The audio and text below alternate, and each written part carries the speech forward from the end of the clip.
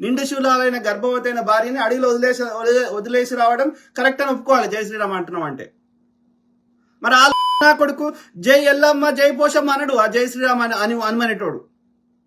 హనుమాన్ రే ఎవడైతే బీసీలు కొడుకులు ఉన్నారు కదరా, గౌన్లకి ఎల్లమ్మ ఎక్కువ ఇది కదా, అట్లనే గంగపుత్రులకి గంగమ్మ తల్లి కదా.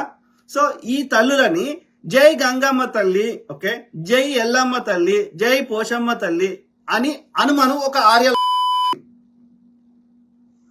బనియా గాని, ఆర్య బ్రాహ్మణ గాని, ఆర్యుడు గాని, ఇక్కడ ఉన్న బామనోని గాని హనుమాన్ చూద్దాం. మరి నువ్వెందుకు అంటున్నావురా జై శ్రీరామ్? జై శ్రీరామ్ అంటే అది ఒక వ్యక్తి కాదు, అక్కడ వాడి ఆధిపత్యాన్ని ఆ నార్త్ని బంద్ చేయర్రి. మార్వాడి షాపులలో కొనుక్కొని బంద్ చేయర్రి, మా ఇంట్లో చేసుకొని తినర్రి. లేకపోతే తెలంగాణ వంటకాలు ఇప్పుడు అందరు చేస్తారు కదా, సర్వపిండి గిరవపిండి, ఇవే తినండి. ఆ మార్వాడి షాపులలో కొనుక్కోకండి, 2 రూపాయలు ఎక్కువైనా సరే.